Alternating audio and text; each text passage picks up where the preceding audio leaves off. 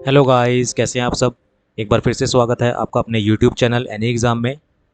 Guys, ये SSC GD constable या फिर किसी भी गवर्नमेंट एग्ज़ाम के लिए स्कोरिंग क्विज़ पार्ट 4 है, जिसमें हम मैथ, रीजनिंग, जीके और इंग्लिश के क्वेश्चंस को अटैम्प्ट करते हैं।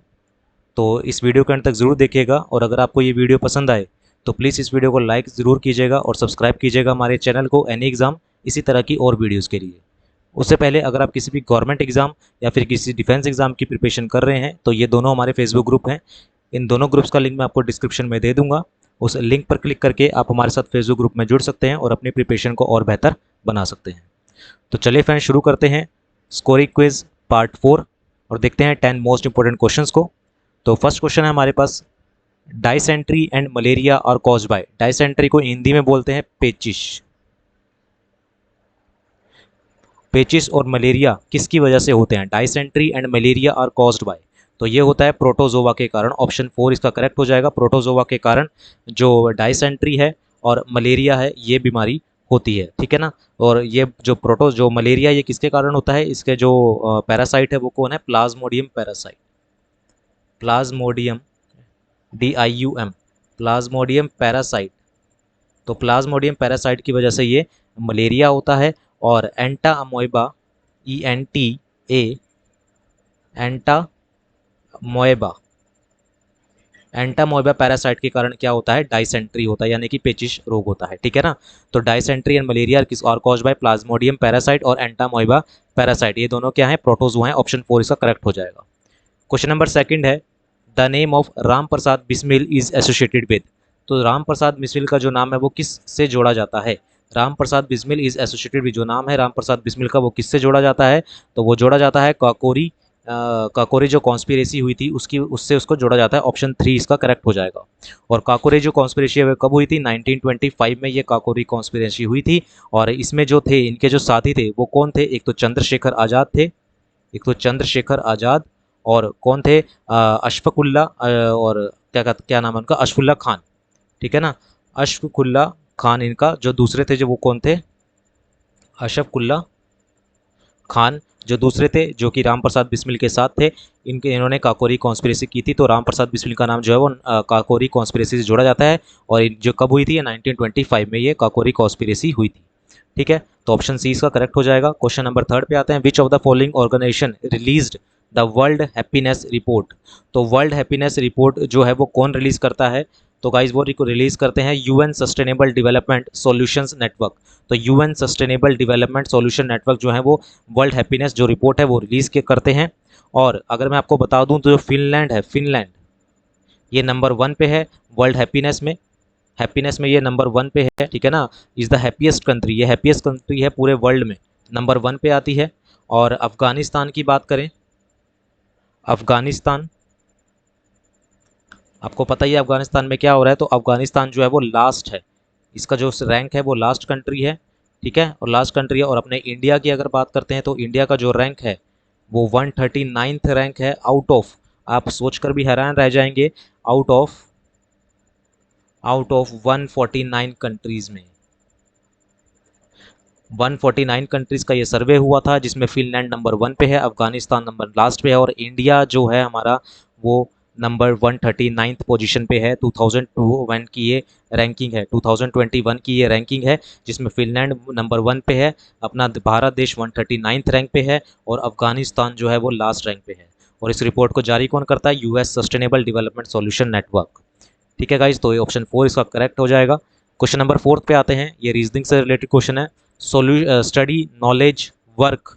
तो अगर स्टडी करते हैं तो हमारी नॉलेज इंक्रीज होती है, और अगर हम वर्क करते हैं तो हमारा एक्सपीरियंस इंक्रीज होता है, ठीक है ना। तो ऑप्शन सी इसका करेक्ट हो जाएगा, एक्सपीरियंस। तो study is related to knowledge and work is related to experience. आगे बढ़ते हैं, ये हमारा वेन डायग्राम से है। तो हमें बताना है मेल, फादर और सन का क्या वेन डायग्राम बढ़ेगा। तो हमें पता है कि सबसे सारे के सारे मेल, ठीक है ना, सारे के सारे मेल, यहाँ पर फादर, और कुछ फादर क्या होंगे? सन भी तो होंगे, ठीक है ना। कुछ सन भी होंगे, कुछ फादर हैं, और फादर में से क्या होंगे? कुछ फादर भी होंगे और कुछ सन भी होंगे। तो ऑप्शन डी इसका करेक्ट हो जाएगा। ऑप्शन डी क्या हो जाएगा इसका? करेक्ट, ठीक है ना। तो फोर्थ इसका ऑप्शन हो जाएगा, मेल, फादर, सन। तो इस तरह से इसका वेन डायग्राम बना था। क्वेश्चन नंबर 6 पे आते हैं, एम्बेडेड फिगर का है। तो हमें बताना है कि जो ये फिगर है ये कौन सी फिगर में हमारे पास छुपी हुई है। तो हमें साफ साफ नज़र आ रहा है कि ये फिगर यहाँ पर है। अगर मैं इसको यहाँ से ड्रॉ करता हूँ तो ये फिगर यहाँ पर इस तरह से हमें नज़र आ रही है। तो ऑप्शन 4 इसका करेक्ट हो जाएगा। ऑप्शन 4 क्या हो जाएगा, इसका करेक्ट हो जाएगा। ये एम्बेडेड फिगर क्वेश्चन था, आपको ये फिगर इन 4 ऑप्शन में से ढूंढनी है कि किस फिगर के अंदर है। तो ऑप्शन 4 इसका करेक्ट हो जाएगा।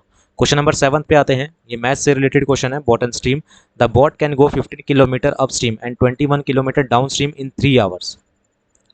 तो 15 किलोमीटर अप स्ट्रीम जाती है और 21 किलोमीटर जाती है डाउन स्ट्रीम इन 3 आवर में।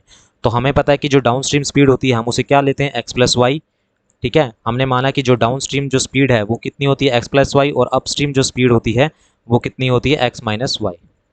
तो टोटल टाइम कितना लगता है, 3 आवर। तो 15 किलोमीटर अप स्ट्रीम गई है upon x minus y, upstream में स्पीड माइनस होती है, प्लस 21 किलोमीटर डाउन स्ट्रीम आई है तो एक्स प्लस वाई यानी कि डिस्टेंस अपॉन स्पीड, और टाइम कितना लगा, 1 आवर, सॉरी 3 आवर। तो ये इक्वेशन 1 हो गई। उसी तरीके से इक्वेशन 2 पे आते हैं। तो 25 किलोमीटर गई है अप स्ट्रीम यानी कि 25 upon x minus y, distance upon speed. उसी तरह से 7 kilometre upon x plus y, distance upon में स्पीड, और टाइम कितना लगा, यहाँ भी 3 आवर्स यहाँ पर टाइम लगा। ठीक है, अब हम क्या करेंगे, हमें लेट करना है। अब हमें यहाँ पर लेट करना पड़ेगा। तो हम क्या करते हैं, हम यहाँ पर लेट कर लेते हैं कि लेट कि 1 अपॉन, ताकि हमारे पास इक्वेशन ईजी हो जाए, एक्स माइनस वाई की वैल्यू हम लेट कर लेते हैं कि ए है, और 1 अपॉन एक्स प्लस वाई की जो वैल्यू है वो हम क्या लेट कर लेते हैं, बी है। तो ये हो जाएगा 15a plus 21b is equal to 3, और ये कितना हो जाएगा 25a plus 7b is equal to 3। ठीक है, अब हमें यहाँ पर क्या करना है, इक्वेशन को हम इसको सॉल्व करेंगे। तो हमने क्या करा, इस पूरी की पूरी इक्वेशन को, जो ये वाली इक्वेशन है, इस पूरी की पूरी इक्वेशन को हमने 3 से मल्टीप्लाई कर दिया, उस पूरी इक्वेशन को हमने 1 से मल्टीप्लाई कर दिया। तो जब हम इसको ऊपर वाली इक्वेशन को 1 से मल्टीप्लाई करेंगे तो ये बन जाएगा 15a plus 21b is equal to 3, और ये कितना बन जाएगा 75a, 25 75 होते हैं, plus 21b is equal to 9। अब हम क्या करेंगे, यहाँ से हम इनको ऐड करेंगे या फिर साइन चेंज कर देंगे। तो जब हम साइन यहाँ चेंज करेंगे तो ये माइनस का साइन हो जाएगा, ये भी माइनस का साइन हो जाएगा यहाँ पर, और ये भी यहाँ पर माइनस का साइन हो जाएगा। तो 21b से 21 कैंसिल हो जाएगा, 71 में से 15 को लेस करेंगे तो -60a आ जाएगा, और इज इक्वल टू माइनस कितना आ जाएगा यहाँ से, -6 आ जाएगा। तो हमें यहाँ से क्या पता लग जाएगा, जो a की वैल्यू आई है वो कितनी आई है, 6/60, या हम कहें 1/10 आई है। तो a की वैल्यू आ गई 1/10, और a की वैल्यू हमने क्या मानी थी, हमने a की वैल्यू मानी थी x माइनस वाई। ठीक है, a की वैल्यू हमने क्या मानी थी, 1 upon x minus y is equal to किसकी आई है, 1/10 के, यानी कि यहाँ से x माइनस वाई की वैल्यू हमें कितनी मिल गई, 10 मिल गई। ठीक है, अब हम क्या करेंगे, अब हम a की वैल्यू किसी एक इक्वेशन में पुट कर देंगे, और वहाँ से किसकी वैल्यू निकाल लेंगे, x प्लस वाई की वैल्यू हम वहाँ से निकाल लेंगे। तो हम a की वैल्यू इक्वेशन 1 में पुट कर देते हैं, यानी कि इस वाली इक्वेशन में हम पुट कर देते हैं। तो यहाँ से हमारे पास क्या आ जाएगा, हमारे पास 15, a की वैल्यू कितनी आई है हमारे पास 1/10, ठीक है, plus 21b is equal to 3। तो ये कितना हो जाएगा, 5 3 ज़ा 15 एंड 5 2 ज़ा 10। तो कितना हो जाएगा यहाँ से 21b is equal to 3 minus 3/2। तो ये हो जाएगा हमारे पास 21b इज इक्वल टू, यहाँ से एलसीएम लेंगे, 6 में से 3 लेस करेंगे तो कितना हो जाएगा, 2 3 6, 6 में से 3 लेस करेंगे तो 3/2 हो जाएगा यहाँ से। और b की वैल्यू यहाँ से कितनी आ जाएगी, 3/2 मल्टीप्लाई में नीचे 21, तो 3 7 ज़ा 21। तो x की वैल्यू कितनी आ जाएगी, सॉरी b की वैल्यू कितनी आ जाएगी हमारे पास, b की वैल्यू आ जाएगी 1/14। तो b की वैल्यू 1/14 आई है, एक इक्वेशन हमारे पास ये आई थी, और b की वैल्यू आई है 1/14, और b को हमने क्या माना था, 1 अपॉन एक्स प्लस वाई। तो 1 अपॉन एक्स प्लस वाई की वैल्यू कितनी आ जाएगी, 1/14, यानी कि x प्लस वाई की वैल्यू कितनी आई, 14 आई। तो एक इक्वेशन मेरे पास ये बन गई। तो अब हमें पता है कि हमारे पास जो x माइनस वाई है वो कितनी आई है, 10 आई है, और x प्लस वाई कितना आया हमारे पास, 14 आया। अब हमें क्या निकालना है, स्पीड ऑफ स्ट्रीम निकालना है, यानी कि पानी की स्पीड निकालनी है।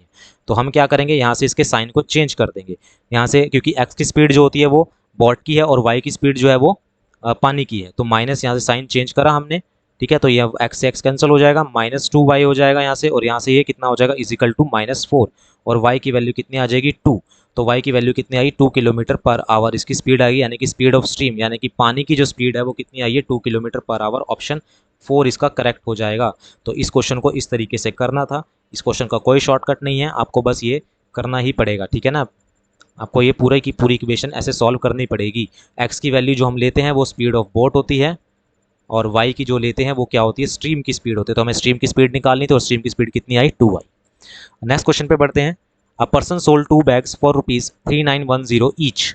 यहाँ ध्यान रखिएगा सेलिंग प्राइस सेम है, दोनों का, 2 बैग बेच रहा है और दोनों का जो सेलिंग प्राइस है वो सेम है, क्योंकि यहाँ पर ईच लिखा गया है। A person sold 2 bags at 3 for ₹3910 each, gaining 15% on one. पहले पे 50%, पहले पे उसे पहले बेचता है तो उसे 15% का गेन होता है और दूसरे पे 15% का लॉस होता है, ठीक है ना। And loss 15% on other, find the overall gain और परसेंट। तो आपको ध्यान रखना है कि अगर जब आपके पास सेलिंग प्राइस दे रखी हो और वो सेम हो, दूसरा अगर हमारे पास एक को बेच के, मतलब कि एक पे 15% का गेन है, दूसरे पे 15% का लॉस है, अगर कुछ ऐसा आपको दे रखा है परसेंटेज में और आपको क्या पूछ रहा है, ओवरऑल गेन परसेंट पूछ रहा है, तो आप सीधा डायरेक्ट क्या करेंगे, x by x square by 100 का सीधा फॉर्मूला लगाएंगे, आपका आंसर आ जाएगा। तो एक्स क्या होगा हमारे पास, जो 15% हमारे पास गेन और लॉस है, सेम गेन होना चाहिए, सेम लॉस होना चाहिए, एक गेन होना चाहिए, एक लॉस होना चाहिए, परसेंटेज में होना चाहिए और सेलिंग प्राइस सेम होनी चाहिए और हमारे पास ओवरऑल में पूछा जाना चाहिए। तो 15 का स्क्वायर डिवाइडेड बाय हम यहाँ से 100 कर देंगे, तो 15 का स्क्वायर होता है 225 डिवाइडेड बाय 100 और यहाँ से इसको सॉल्व करेंगे तो कितना आ जाएगा 2.25, कितना आ जाएगा 2.25, ठीक है। और ये क्या आएगा हमारे पास 2.25, ये हमारे पास ऑलवेज क्या आएगा, लॉस आएगा, ये हमारे पास क्या आएगा, ऑलवेज लॉस आएगा, ठीक है ना, हमेशा ये लॉस आएगा, लॉस परसेंट। तो कितना आएगा, ये लॉस आएगा, हमेशा क्या आएगा, लॉस आएगा। तो ऑप्शन सी इसका क्या हो जाएगा, करेक्ट हो जाएगा, यानी कि उसे कितने का लॉस होगा, 2.25% का लॉस होगा। वैसे भी उसने सिर्फ परसेंट में पूछा है, कुछ लॉस नहीं या परसेंट नहीं दे रखा, तो 2.25 से करेक्ट आंसर हो जाएगा, ठीक है। क्वेश्चन नंबर 9 पे आते हैं, तो आपको सीधा फॉर्मूला लगाना है। क्वेश्चन नंबर 9 है, A can complete a job in 26 days, B is 30% more efficient than A. तो यहाँ से हमने ए रेशो बी लिखा, हमें पता होना चाहिए कि जो एफिशिएंसी होती है अगर वर्क सेम है तो वो इन्वर्सली प्रोपोर्शनल होती है टाइम का, तो हमें यहाँ पर वैसे भी यूज़ नहीं है इसका। तो 30% क्या होता है हमारे पास, 3/10 होता है। कह रहा है कि बी जो है वो 30% मोर एफिशिएंट है देन ए से 30% ज़्यादा एफिशिएंट है। तो अगर ए 10 है तो बी की एफिशिएंसी कितनी होगी, इस पे 3 ज़्यादा, 10 पे 3 ज़्यादा, कितनी हो जाएगी, 13 हो जाएगी। और टाइम कितना आ जाएगा यहाँ से, 13 रेशो कितना आ जाएगा, 13 रेशो 10 आ जाएगा। लेकिन हमें टाइम की कोई नीड नहीं है यहाँ पर, ठीक है। हमें पता है कि ए की एफिशिएंसी क्या है, 10 है। तो वर्क क्या होता है हमारे पास, एफिशिएंसी इनटू टाइम, तो हम वर्क निकाल लेते हैं। ए की एफिशिएंसी 10 है, ए का टाइम कितना है 26, तो टोटल वर्क कितना हो जाएगा 260। अब हमें बी का टाइम निकालना है, तो हम क्या निकालते हैं, बी का टाइम निकाल लेते हैं। तो बी का टाइम कितना हो जाएगा, बी का टाइम हो जाएगा हमारे पास वर्क अपॉन एफिशिएंसी, वर्क कितना हमारे पास 260 अपॉन बी की एफिशिएंसी कितनी है 13, तो यहाँ से कैंसिल हो जाएगा 20, तो कितना आ जाएगा ये 20 डेज। तो बी का जो डेज आ जाएंगे वो कितने आ जाएंगे, ऑप्शन सी 20 डेज इसका आंसर हो जाएगा, ठीक है। 20 डेज, यानी कि बी जो है वो अकेला कितने दिन में काम कंप्लीट कर लेगा, 20 डेज में, ऑप्शन सी इसका करेक्ट हो जाएगा।